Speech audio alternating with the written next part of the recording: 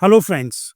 Today we are going to discuss on the Insolvency and Bankruptcy Code 2016 which was introduced in 2016 and it's been almost 8 years of the IBC experience. The nation has witnessed almost 6,000 plus CRP or the you can say an insolvency cases handled nationwide. The recovery rates has improved drastically as compared to what was it was there earlier. The main purpose and key aspect and the practical insight and the real NCLT working is we are going to discuss today. Before IBC, what was the problem? Pre 2016 system flows, a fragmental flaws. It was having multiple laws. Companies Act, SICA, DRT, and SURFACE was in place earlier before the Insolvency and Bankruptcy Code. And there was some other state laws also. And due to this some problems due to the fragmentation on the multiple laws, many issues was happen at that time and the recovery was almost nil or very less. And the average time to resolve this entire process was almost 5 years. In some cases, it was went up to even 10 years. If we see the India as a whole, it was ranked 136 ranking in the insolvency matter out of 89 countries. The new law is debtor friendly, but earlier law was not debtor friendly. It was more related to the promoters was having the control. There was a asset stripping was happening. There was a value loss, low recovery rate, and this all factors was very concerning. And therefore, the bond of IBC was in place and it was introduced by the government. Earlier, only 20 paisa or 25 paisa per rupee was the recovery rate. It was having a major impact on our economic system. NPA was mounting like anything because of the low recovery rate or because of there was a multiple law litigations. So there was a huge amount of NPA. There was also a credit freezing. Viable business was dying. So why the IBC was introduced? The IBC was introduced to change the fundamental the shift from controlling by the promoters. It was transferred to the creditors or who are actually having the debt over the company, and the creditors has taken over the control over it. So main change was that from promoters, the shift has been changed. If the corporate debtors is defaulting, the entire shift was go to the creditors. And the more important factor is it was very time bound. So the IBC has defined timeline of 180 days plus 90 days of extension. So overall, it was a 330 days cap. The main purpose of the Insolvency and Bankruptcy Code was the value maximization, not the recovery. Stakeholders balance and the operational creditors protection was the main fundamental requirement for the Insolvency and Bankruptcy Code. So main protection was given to the creditors and to encourage the entrepreneurship and to a fresh start. So they were having some entrepreneur who was having a good business, but unfortunately the business was died. So to give them a fresh start, the IBC was introduced.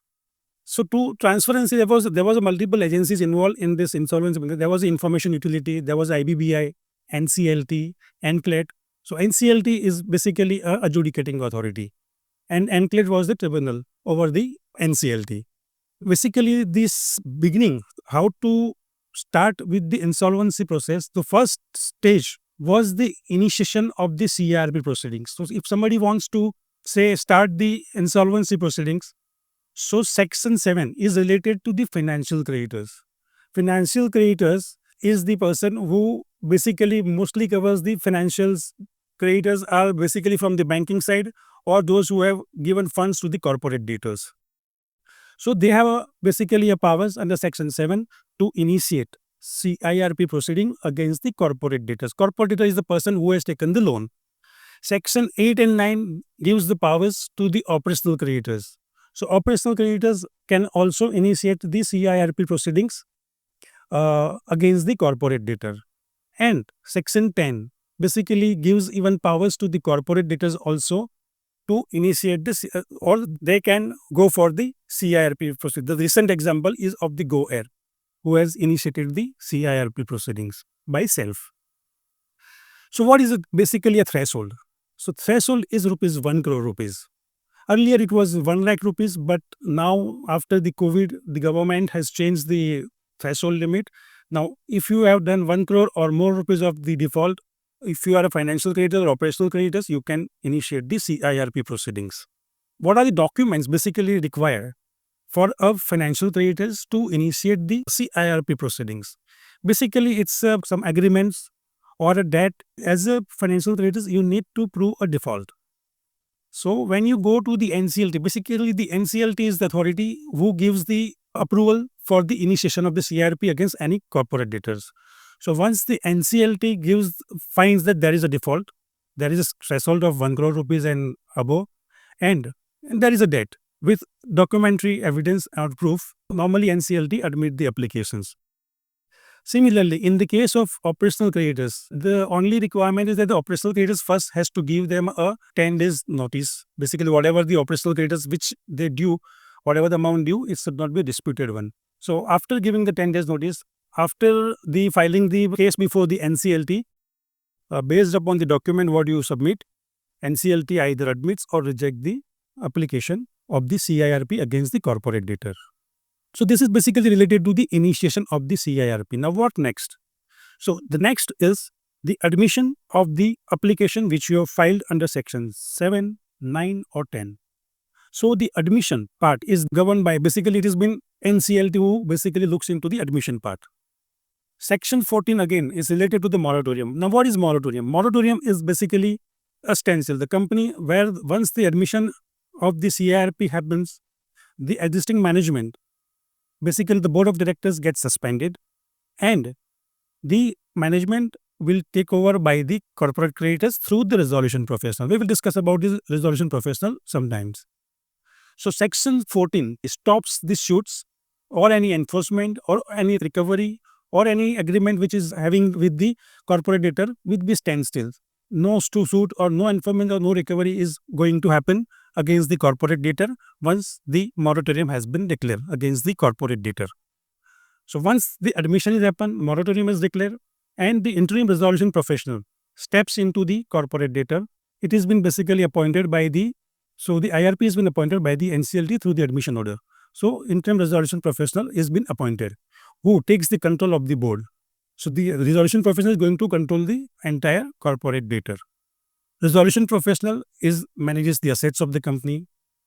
He tries to run the company as a going concern, and his role is again to constitute the committee of creditors. We normally say as a COC. So the COC is basically a committee of the creditors who basically files the claim, and the resolution professional, after the verification, either he admits the claim or he rejects the claim. So the COC is owner of that basically proceedings. So without COC's permission, resolution professional cannot function. So again, the role of resolution professional is to prepare the information memorandum. What is information memorandum? Information memorandum is basically the complete information about the corporate debtor. Basically, his role is somebody wants to enter or somebody wants to acquire company. He needs some information related to that corporate debtors. So information memorandum preparation is the duty of the resolution professional. So the resolution professional basically works under the direction of the committee of creditors, and who basically controls the committee of creditors is basically mostly the financial creditors who has the right to vote, and operational creditors only attend the meetings, but he cannot vote into any agenda of the meetings. And voting basically based upon the claim proportions, whatever the claims which has been admitted, and based upon the proportionate, the voting percentage is given to the each COC members. So basically a COC is the main supreme authority of the entire proceedings, who are the guiding to even the resolution professional. So now what next? We have been now COC also, we have now been resolution professional. So next is the role of the resolution professional is to revive the company. So he basically invites the resolution plan by some publications, by providing the information memorandum, and by giving the details about the corporate debtors to those who are the interested party. Interested party basically in the IBC called as a prospective resolution applicant. Whatever the plans which has been submitted by the resolution applicant based upon whatever the terms and condition which is defined by the COC is been basically put forward before the COC by the resolution professional. And all the resolution professional is been compulsorily meet section 32 norms, 32 bracket 2 norms. Basically, it is the requirement of the law. See, he do all the plans need to be after doing the due diligence. He put forward for the voting before the COC, and the COC approves with the 66% majority. So whichever plan is been with the majority of got the vote is been selected, and those plan has been put forward by the resolution professional before the NCLT for the final approval. So basically the timeline given in the law is 180 days plus from the date of the initiation of the CIRP plus 90 days or any litigation. So in totality, almost you can see a 330 days cap is been given in the law. Although as per our legal issues or you can say litigations happening, this 330 days nowadays is getting extended up to 400 and 500 days. So that is a problem with the IBC. So now what next? Suppose if we are not getting any plan and the resolution professional fails to survive the company, so the next stage is basically a liquidation. In that case, the resolution professional or the COC suggests for the liquidation. So whole idea is to maximize the value either is from the CIRP process or by the liquidation process.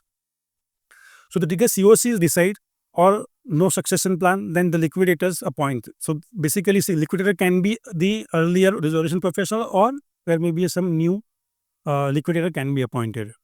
Liquidator control the assets, verify the claim, sell the assets, and after selling in the piecemeal way, based upon the as per section 53, there is some waterfall mechanism given, and based upon the waterfall mechanism, he distribute the whatever the sales proceed he derives from the auctions or from the liquidation process. So in the section 53, there is some waterfall mechanism provided by the law, and initially basically the first preference given to the CIRP or liquidation court, whatever the cost incurred by the liquidator or by the CIRP proceedings, it has been first given for that. Then comes the workman, 24 months due, plus a secured creditors who has relinquished their rights. So number 3 comes the employees dues. Number 4 comes government dues for the past 2 years. And then comes the other secured or unsecured or operational creditors. And if anything left after this distribution, it goes to the shareholders. So IBC institutional ecosystems is basically is to revival, and it has insolvency professional is there, NCLT, NCLAT, and after that it will go to the Supreme Court. So anything is so initial powers lies with the insolvency professional under the supervision of the NCLT. If any dispute arises, then the matter goes to the NCLAT. Then if any question of law is there, then the matter is go to the Supreme Court. There are other, you can say the ecosystem is there, which is called the information utilities, where the corporate debtors or other parties can register their information with the information utility. There is one more, we can say the IBBI. IBBI basically regulates the resolution professionals and the other agencies who are involved in it. So post introduction of it, there are multiple changes and amendments happens. Some of the important sections which we are going to touch upon it, and one of them is section 29A. So what is section 29A? Section 29A basically bars the promoters from buying back companies again at the cheaper rates. So section 29A restrict the existing promoters to acquire the company whether directly or indirectly from the back door, to avoid the again this kind of whatever the working the promoters earlier used to do. So to restrict that, section 29A was introduced. Important section in the Insolvency and Bankruptcy Code is section 12A. Now what is 12A? There was an initiation of CIRP, and in between there was a compromise or consentum or settlement happened between the corporate debtor and the creditors. In that case, if the 90% of the COC approval is given, in that case the withdrawal of the CIRP is possible. So the CIRP against the corporate debtor can be withdrawn with the majority of the 90% of the COC's approval. Then another important section into the insolvency and bankruptcy, which is very important section, and that is section 32A. Now 32A gives immunity for the company post resolution. Now, what is that? So, if I am a resolution applicant who acquires the company through the resolution of the CIRP proceeding or insolvency bankruptcy code, in that case, it gives a protection to the acquirer from all the past liabilities, whatever it has been proposed in the plan that the resolution applicant need to settle. Otherwise, whatever the liabilities or you can say whatever the case is or something, it will not continue into the new acquirent, you can say a resolution applicant. In 2021, government has introduced another you can say change, basically particularly to MSME, and that is all the pre-packaged insolvency for the basically MSME. So what was that? Basically for the MSME, if you see the comparison in the MSME, the debtors is into the possession of the company. They, along with the creditors, draw out the plan to revive the company, and after the drawing the plan, within 120 days completion, they just put a baseline. So in this case, the control remains with the debtors, and they sit across with the creditors and they draw a plan to revive the company. It's so basically the advantage of this for the particularly MSME sector is lower the cost, faster possibility, and challenges can be easily mitigated. So what are the challenges? The government has seen the era before 2016, before the IBC and in the IBC. Now in the IBC, the challenges are delay beyond the statutory limit. There is always a dispute related to the valuation dispute. There was basically once the promoters know that the company is going into the CRB, they try to strip the assets from the company.